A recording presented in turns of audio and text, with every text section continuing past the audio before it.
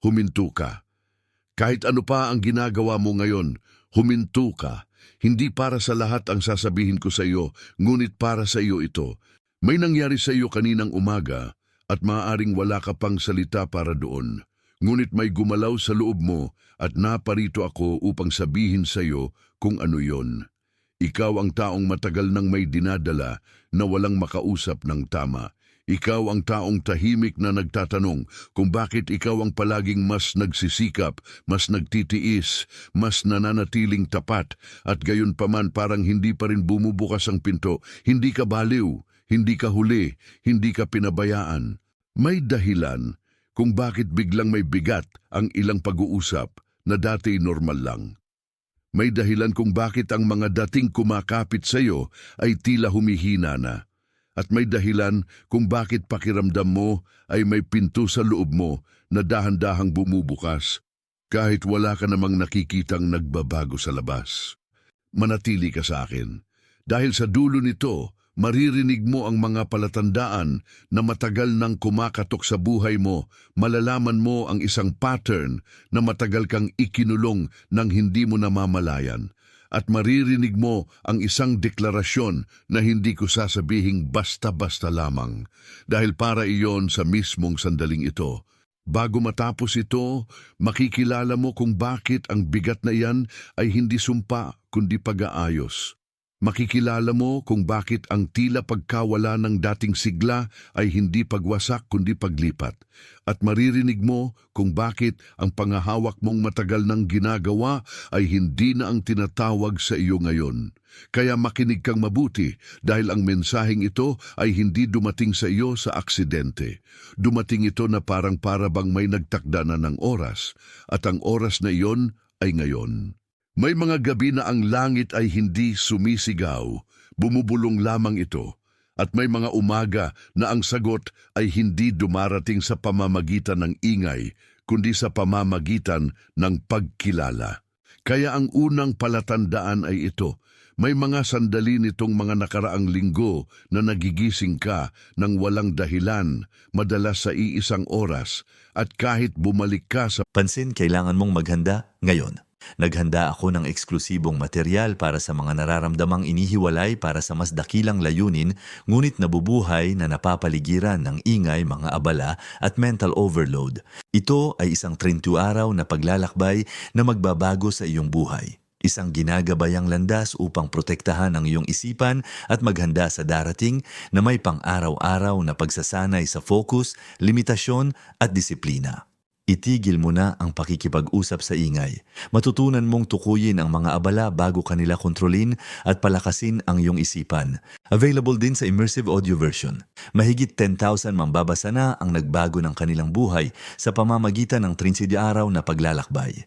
Libu-libong tao na ang nagsimula sa pagbabagong ito, mga taong tulad mo na pagod na sa pamumuhay sa ulap, mga ordinaryong taong nagdesisyon nang ihinto ang pagtanggap sa mental chaos. Samantalahin ang limitadong panahon na alok na ito sa buwan lamang na ito. I-access ang iyong link sa ibaba mismo sa itaas ng mga komento. kahit bumalik ka sa pagkakatulog, may bahagi sa iyo na gising pa rin. Hindi ito simpleng pagkapuyat. Ito ay parang may tumatawag sa loob mo sa oras na wala ng ingay sa paligid. Ang pangalawang palatandaan ay ang biglaang bugso ng emosyon na hindi mo maipaliwanag sa iba. Isang araw ay mabigat ang dibdib mo nang walang malinaw na dahilan. Sumunod na araw ay parang may luha na nakatago sa pinakailalim ng iyong paghinga. May mga pagkakataon pang nakatingin ka lang sa isang ordinaryong bagay at bigla kang napapahinto dahil naroon ang damdaming hindi mo maipangalanan. Ang pangatlong palatandaan ay ang mga usapang dating madali ay nagiging mababaw na ngayon. Ang mga taong dati mong pinapakinggan ng walang pag-aalinlangan ay parang nagsasalita mula sa isang silid na hindi mo na talaga tinitirhan. Hindi ka suplado, hindi ka malamig. Ang iyong panloob ay naging mas tapat kaysa sa dati mong pagpayag. At ang ikaapat na palatandaan na hindi mo dapat ipagsawalang bahala ay ang paulit-ulit na paglitaw ng mga bilang, oras, at pagkakataong hindi mo sinasadya. Tumingin ka sa orasan, naroon ito. Lumapit ka sa resibo, naroon ito. Sumilip ka sa plaka, sa pahina, sa mensahe, at naroon muli ang parehong anyo ng paalala. Hindi para lituhin ka, para gisingin ka. Ang mga palatandaang ito ay hindi ka sinasaktan, inaayos ka nila. Ang bigat na nararamdaman mo ay hindi laging babala. Minsan, ito ay kalibrasyon. Ang layo na nararamdaman mo sa ilang tao ay hindi laging pagkawala. Minsan ito ay pag-align. At ang paulit-ulit na pagbangon mo sa parehong oras ay hindi kasamaan ng isip. Minsan ito ay paanyaya na huwag mo nang ipagpatuloy ang pagtulog sa loob ng isang panahon na gusto ka nang gisingin. May mga pagbabago na hindi kailangang ipaliwanag sa lahat. May mga paglipat na ang unang ebidensya ay hindi nakikita sa mata, kundi nararamdaman sa katahimikan. At ikaw ay nasa ganitong sandali ngayon. Huminga ka kasama ko. Hayaan mong lumubog iyan sa bahaging matagal nang naghihintay na marinig na hindi ito kabuluhan. Hindi mo kailangang madaliin ang pagkilala, kailangan mo lamang kilalanin.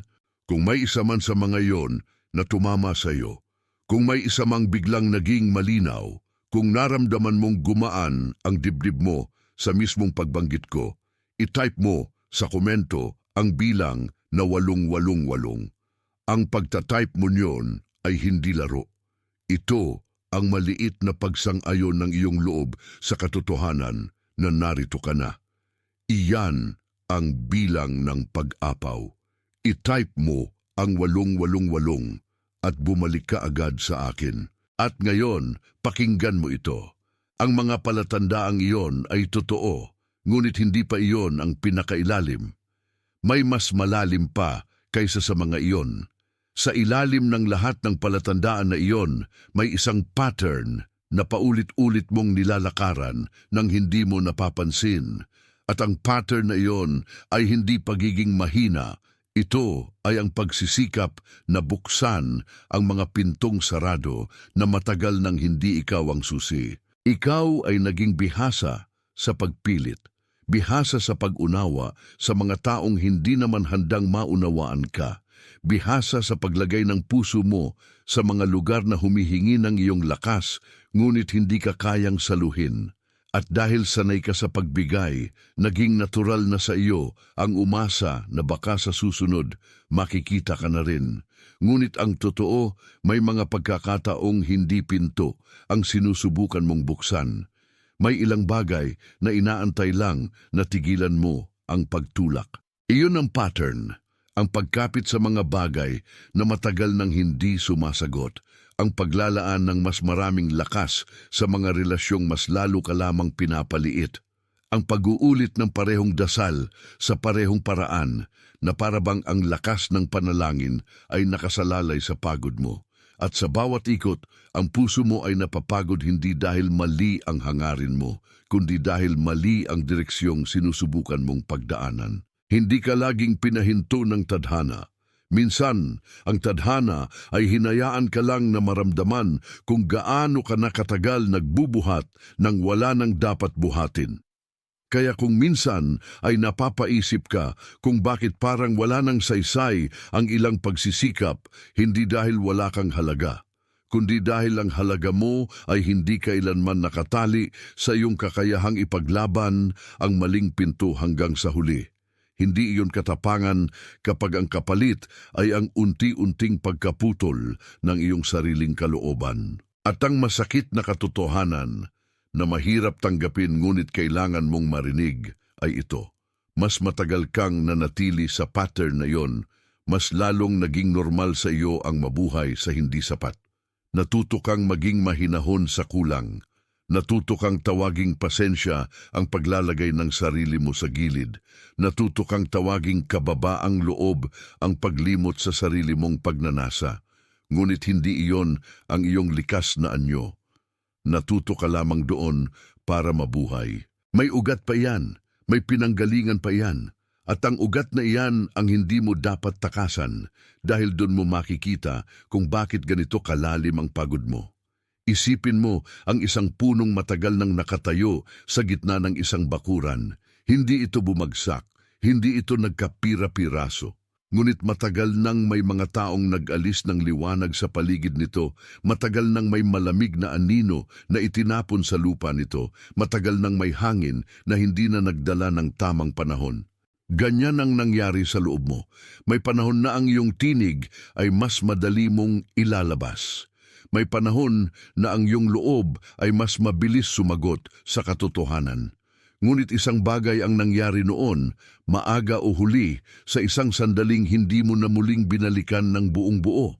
Maaring may nagsabi sa iyo na sobra ka, maaring may tumingin sa iyong sigla na parang istorbo, maaring may mga pagkakataong ang pagsasalita mo ay pinutol, ang pagdama mo ay pinagtawanan, ang pagiging totoo mo ay sinabihang hindi kailangan.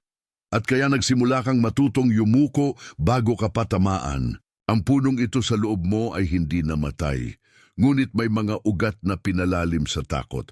May mga dahon na pinatigil sa paglabas. May mga sanga na natutong huwag nang umabot ng todo. Dahil noon pa man ay tila may parating na malamig na kamay na puputol sa kanila kapag masyado silang naging buhay. Kaya ngayon, kapag may bagong bukas sa loob mo, parang may takot na agad na sumusunod. Kaya kapag may pag-angat, may kasabay na pangamba. Kaya kapag may liwanag, may bigla ang pag-urong. Hindi dahil gusto mong umatras, kundi dahil may bahagi sa iyo na natutong mabuhay sa anino at tinawag yon na proteksyon. Ngunit pakinggan mo ako, ang anino ay hindi pinagmulan mo. Isa lamang itong kondisyon na matagal mong tiniis. At ngayon, habang binibigkas ko ito, para kang punong unti-unting nakaririnig muli ng hangin. Para bang may lupa na matagal ng siksik ang dahan-dahang lumuluwag. Para bang ang mga ugat na matagal nang nakakulong ay nararamdaman ang init na hindi nila makakalimutan kapag minsan na nilang nakilala. Kung ganito ang larawan na lumitaw sa loob mo, kung parang may punong ikaw din iyon, kung naramdaman mong may gumalaw sa pinakailalim ng katahimikan mo, itype mo ang mga salitang narito ako, hindi bilang pakiusap, bilang pagkilala. Hayaang tumindig ang pagkilala sa lugar na matagal ng pinatahimik. Itype mo yon at bumalik ka agad sa akin. At ngayon, huwag kang gagalaw ng mabilis sa loob mo. Dahil ang punong ito ay hindi mo kailangang buhatin. Kailangan mo lamang hayaan itong muling maging puno. Ang totoong lunas ay hindi pagbuo ng bagong sarili mula sa puwersa. Ito ay pagbabalik sa sarili mong ugat na hindi na kailangang magsinungaling para lang manatiling nakatayo. Hindi mo kailangang patunayan na karapat-dapat ka sa araw. Hindi mo kailangang gumawa ng ingay para mapansin ng langit. Hindi mo kailangang kumapit sa bawat dahong nalalagas para lang manatili ang anyo. Ang kailangan mo ay bumalik sa ugat na alam kung paano huminga kapag hindi na pinipisil. May mga bagay na hindi binubuo sa pagmamadali. May mga bagay na ibinabalik sa katahimikan. At ikaw ay kabilang sa mga taong ibinabalik, hindi binubuo mula sa wala. Kaya ang unang simpleng pagbalik ay ito. Tuwing mararamdaman mong sumisikip ang dibdib mo sa dating pattern, huminto ka sandali at pangalanan mo ng tahimik sa loob mo ang nangyayari. Huwag mong agad tawaging kapalaran ang bawat bigat. Tawagin mo muna itong pag-aayos. Sabihin mo sa sarili mo, ito ay paglipat, hindi pagkalipol. At ang ikalawang pagbalik ay ito. Sa isang araw na tahimik, ilagay mo ang kamay mo sa dibdib mo at sabihin mong hindi mo na kailangang buhatin ang lahat ng dating ikinabit sa iyo. Hindi ito ritual para magmukhang banal. Ito ay panunumbalik ng loob na matagal ng sinanay na laging umikot sa kulang. Ito ang bantay ng iyong puso ngayon. Ang pagtanggap, hindi ang paghabol. Ang pag-alaga, hindi ang pagpuwersa. Ang paghawak sa kung ano ang totoo, hindi sa kung ano ang matagal ng hinihiling ng takot. Dahil sa sandaling huminto ka sa pagtakbo sa maling pasilyo, mas maririnig mo ang sariling paghinga mo. Sa sandaling tumigil ka sa pagpipilit sa silyadong pinto, mapapansin mo na may ibang daan na matagal ng bukas. At sa sandaling tigilan mo ang pakikipagtalo sa liwanag na tumatawag sa iyo, Mararamdaman mo na ang iyong loob ay hindi pala wasak, napapahinga lamang. At kapag napahinga ang isang bagay na matagal nang pinipilit, nagsisimula itong bumalik sa dating hugis. Hindi agad, pero totoo. Na kung may parte sa iyo na ngayon ay nakaramdam ng tahimik na pagkumpirma, kung may bahagi kang nagsasabing oo, ito nga, itype mo bilang walang salita na pagsang-ayon ang salitang Amen, hindi bilang sukatan, bilang pagsang-ayon na ang tinukoy dito ay tama. Hayaan mong ang like mo ay maging Amen na walang tinig. Huminga ka muna. Hayaan mong bumagsak iyan sa loob mo. Ang ilan sa pinakamahahalagang pagtanggap ay hindi maingay. Tahimik silang bumababa at nananatili. At may isang tao ngayon na pumasok sa isip mo habang binabasa mo ang mga salitang ito.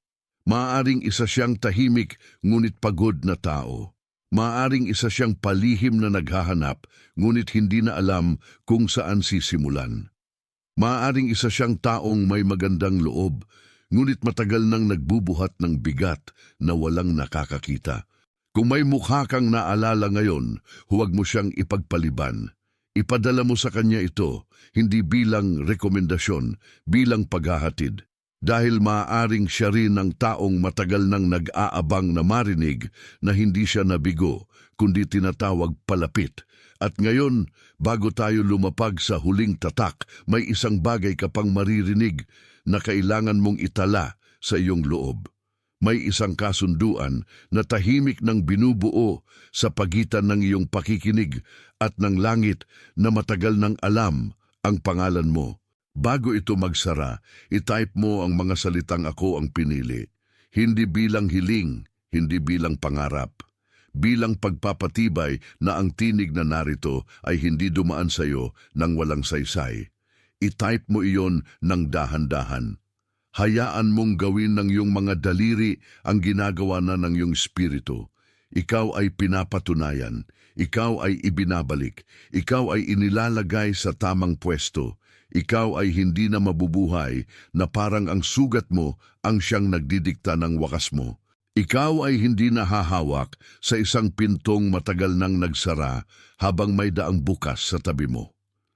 Ikaw ay tinatawagan pabalik sa katotohanan ng sarili mong ugat. Ikaw ay minamarkahan ng kapayapaan na hindi mo kailangang paghirapan ng sobra. Ikaw ay ginagabayan sa pag-uwi sa sarili mong loob. Sa sandaling ito, sa iba't ibang panig ng mundo, may mga pusong tumatanggap ng kaparehong pagkilala. Hindi mo kailangang maunawaan ang lahat para maging totoo ito. Hindi mo kailangang makita ang buong larawan para maramdaman ang bigat ng pagdating na ito. Bahagi ka ng isang bagay na hindi kailangang mag-ingay para maging tunay. At iyan mismo ang dahilan kung bakit matibay ito. Nakaselyo na ito. Huminto ka. Kahit ano pa ang ginagawa mo ngayon, huminto ka. Ang sasabihin ko sa iyo ay hindi para sa lahat ng nakaririnig, ngunit ito ay para sa iyo. May nangyari sa iyo kaninang umaga at maaaring wala ka pang salita para doon. Ngunit may gumalaw sa loob mo at naparito ako upang sabihin sa iyo kung ano iyon. Matagal mo nang bitbit ang tanong na walang makasagot sa paligid mo. Matagal mo nang pinipilit intindihin kung bakit ikaw ang laging mas nagsisikap, mas nagtitiis, mas tahimik magdala ng sakit, at gayon pa man parang hindi pa rin bumubukas ang pinto. Ngunit ngayong gabi, maririnig mo kung bakit. Manatili ka sa akin. Dahil hindi lang kita kukumpirmahin, ihahayag ko rin ang palatandaan na matagal nang sumusunod sa iyo. Ang pattern na lihim na nagdidikta sa iyong pagod. At ang salitang kailangan mong marinig bago matapos ito. Bago tayo umusad, gusto kong maging malinaw ang ipinapangako ko sa iyo. Sa dulo nito, makikilala mo ang mga palatandaang matagal nang kumakatok sa buhay mo, ngunit inisip mong normal lang. Mauunawaan mo ang iisang ugaling paulit-ulit na humaharang sa kapayapaan mo. Makikita mo kung bakit ang ilang bagay ay biglang lumalamig at kung bakit iyon ay hindi pagkasira, kundi pag-aayos. At maririnig mo ang isang deklarasyong hindi ko sasabihing basta-basta. dahil may kaugnayan iyon sa mismong panahon na ito. Hindi ito dumating sa iyo ng aksidente. Dumating ito na parang may nagtakda ng sandali, at ang sandaling iyon ay ngayon. May mga mensaheng dumarating ng hindi sumisigaw. Dumarating sila sa paraan ng biglang katahimikan sa gitna ng araw. Sa paraan ng bigat na walang pinanggalingang malinaw.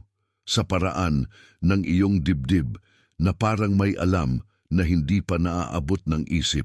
Kaya pakinggan mo ang mga palatandaang ito. Maaring napapansin mong nagigising ka sa iisang oras ng ilang beses sa isang linggo, minsan gabi pa, minsan madaling araw, at kahit pilitin mong huwag nang isipin, may bahagi sa iyo na gising pa rin.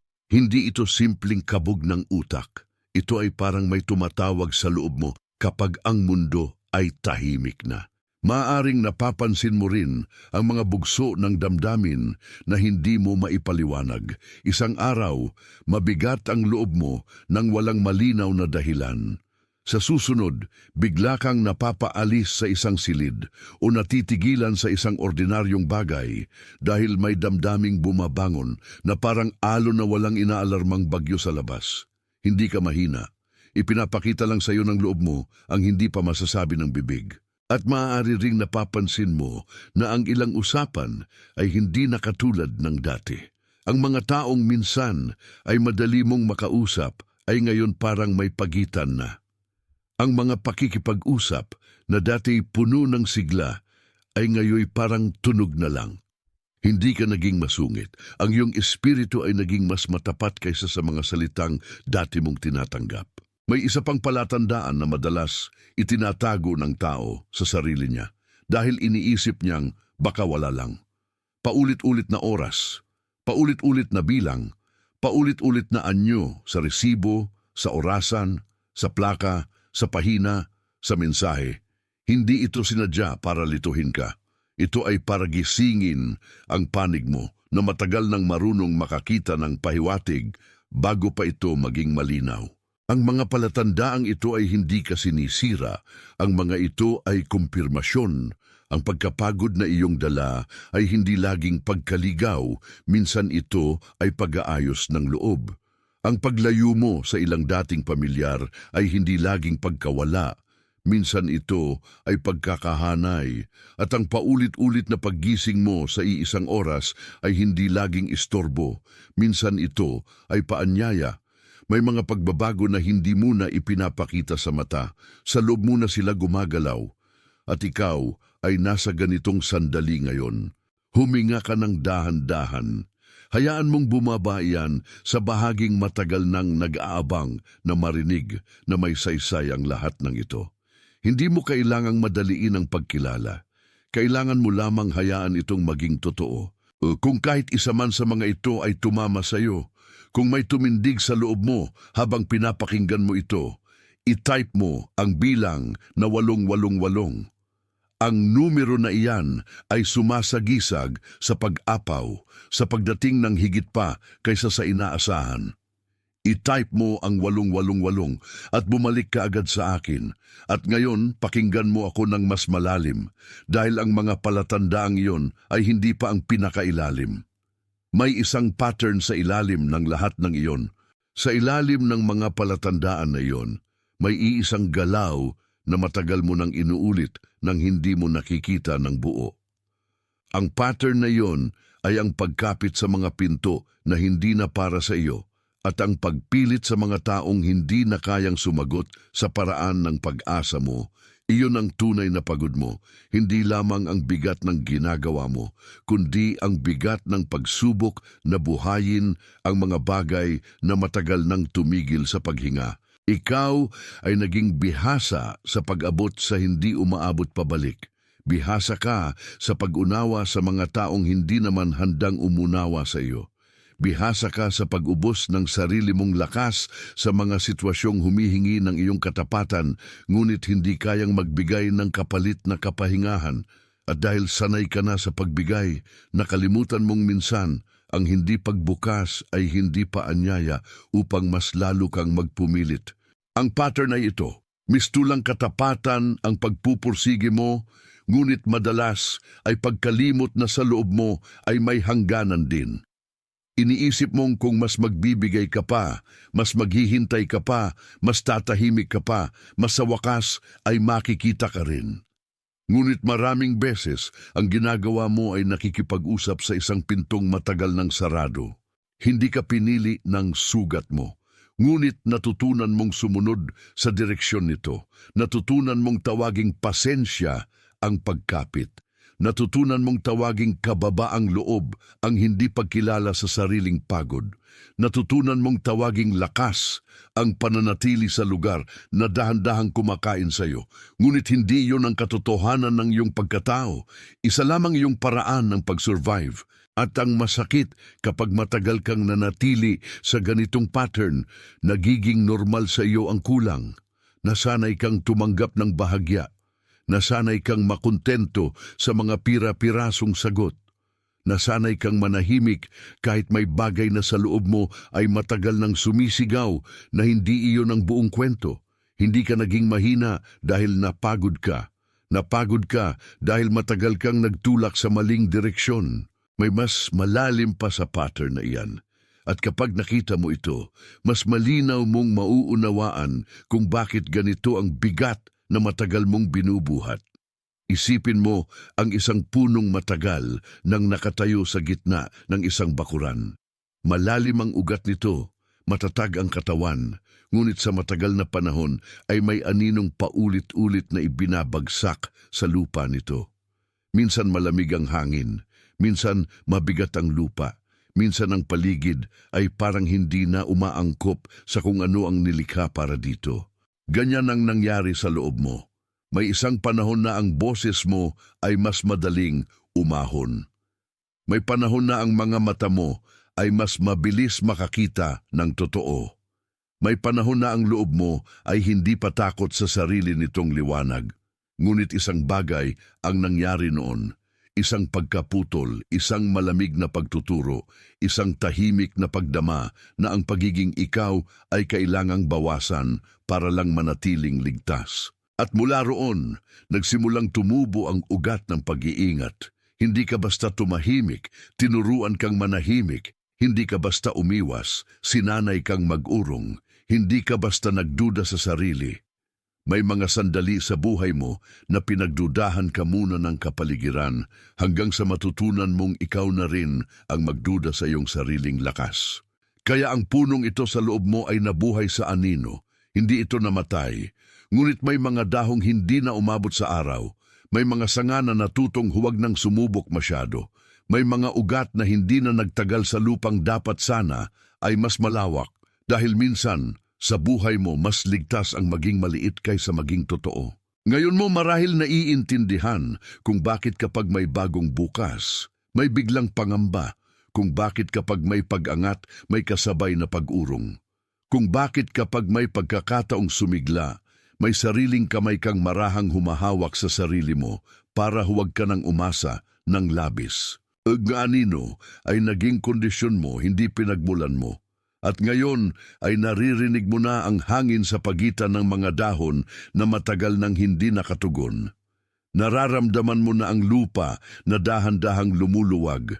Nararamdaman mo na ang ugat na noon ay natutong manahimik ay nagsisimula ng magpahiwatig na buhay pa ito. Kung ang larawang ito ay tumama sa iyo, kung parang ikaw ang punong iyon na matagal nang hindi pinatuloy sa sariling araw, i-type mo ang mga salitang "Ako ay narito." Huwag bilang pakiusap. Bilang pag-amin na may gumagalaw na sa pinakailalim ng iyong katahimikan. I-type mo yon at bumalik ka agad sa akin. Ang susunod na maririnig mo ay hindi utos. Ito ay pagbabalik. Ang totoo, ang solusyon ay hindi pagbuo ng panibagong sarili mula sa puwersa. Ito ay pag-uwi sa sarili mong ugat na matagal nang naghihintay na hindi mo na ito tratuhing parang estranghero. Hindi mo kailangang patunayan sa araw na karapat-dapat ka sa liwanag. Hindi mo kailangang mag-ingay para mapansin ang kalangitan. Hindi mo kailangang ipagpatuloy ang pagbubuhat sa mga piraso ng lumang pangako na hindi naman na matagal ng buhay. Ang kailangan mo ay bumalik sa ugat na marunong huminga kapag hindi na ito sinusubukang kontrolin. May mga bagay na hindi itinatag-uyod sa pamamagitan ng pagpupumilit. May mga bagay na ibinabalik sa pamamagitan ng katahimikan. At ikaw ay isa sa mga iyon. Hindi ka kailangang buuin mula sa wala. Kailangan mo lamang alalahanin kung sino ka bago ka itinurong matakot sa sarili mong anyo. Kaya ang unang pagbalik ay ito. Sa bawat oras na maramdaman mong sumisikip ka na naman sa lumang pattern, huminto ka at pangalanan mo sa loob mo kung ano talaga iyon. Sabihin mo, ito ay paglipat. Sabihin mo, ito ay pag-aayos. Sabihin mo, hindi ito wakas. Ito ay pagkatutong bumitaw. At ang ikalawang pagbalik ay mas simple pa. Ilagay mo ang kamay mo sa dibdib mo sa isang tahimik na sandali at huwag mong pilitin ang sarili mong maging iba sa loob ng 5 segundo na iyon. Huwag mong itulak. Huwag mong ayusin. Huwag mong pilitin ang luha o ang tapang. Manatili ka lang sa katotohanan na buhay ka pa at may puwang pa para sa paghilom. Ang iyong gawain ay hindi pagpuwersa. Ang iyong gawain ay pangangalaga. Hindi ka hinilingang tumakbo ng mas mabilis. Hinilingang maging tapat sa kung ano ang totoo at mag-ingat sa mga bagay na tunay na nagbubukas sa iyo. Dahil sa sandaling tumigil ka sa paghabol sa saradong pinto, maririnig mo ang sarili mong paghinga. Sa sandaling hindi mo na sinusubukang buhayin ang bagay na matagal nang natapos, makikita mo ang pintong tahimik na nakabukas sa tabi mo. At sa sandaling itigil mo ang pakikipagtalo sa liwanag na tumatawag sa iyo, mapapansin mong hindi ka pala wasak. Napagod ka lang sa maling lugar. At kapag ang napagod ay pinahinga, nagsisimula itong bumalik sa anyong hindi na kailangang magpanggap. Kung may dumating na tahimik na kumpirmasyon sa loob mo ngayon, kung may bagay na nagsabing oo, ito nga, itype mo ang salitang Amen. Hayaang ang like mo ay maging amen na walang salita. Hindi bilang sukatan, bilang pagtanggap na tama ang narinig mo. Huminga ka muna, hayaan mong lumubog ito sa iyo. Ang ilang katotohanan ay hindi hinihingi ang ingay, hinihingi lamang nila ang pahintulot na manatili. At may isang taong lumitaw sa isip mo habang naririnig mo ito. Maaaring siya ang tahimik, ngunit pagod na kaibigan. Maaaring siya ang taong laging nagbibigay, ngunit halos hindi nakikitang umiiyak. Maaaring siya ang taong mukhang matatag sa labas, ngunit matagal nang nakikisalo sa bigat na walang nakakapansin. Kung may mukha kang nakita ngayon, ipadala mo sa kanya ito, hindi bilang mungkahi, bilang paghahatid. Dahil minsan, ang isang mensahe ay dumarating sa tamang oras upang Pansin, kailangan mong maghanda ngayon. Naghanda ako ng eksklusibong material para sa mga nararamdamang inihiwalay para sa mas dakilang layunin, ngunit nabubuhay na napapaligiran ng ingay, mga abala at mental overload. Ito ay isang 32 araw na paglalakbay na magbabago sa iyong buhay. Isang ginagabayang landas upang protektahan ang iyong isipan at maghanda sa darating na may pang-araw-araw na pagsasanay sa focus, limitasyon at disiplina. Itigil mo na ang pakikipag-usap sa ingay. Matutunan mong tukuyin ang mga abala bago kanila kontrolin at palakasin ang iyong isipan. Available din sa immersive audio version. Mahigit 10,000 mambabasa na ang nagbago ng kanilang buhay sa pamamagitan ng 30 araw na paglalakbay. Libu-libong tao na ang nagsimula sa pagbabagong ito, mga taong tulad mo na pagod na sa pamumuhay sa ulap, mga ordinaryong taong nagdesisyon nang ihinto ang pagtanggap sa mental chaos. Samantalahin ang limitadong panahon na alok na ito sa buwan lamang na ito. I-access ang iyong link sa ibaba mismo sa itaas ng mga komento.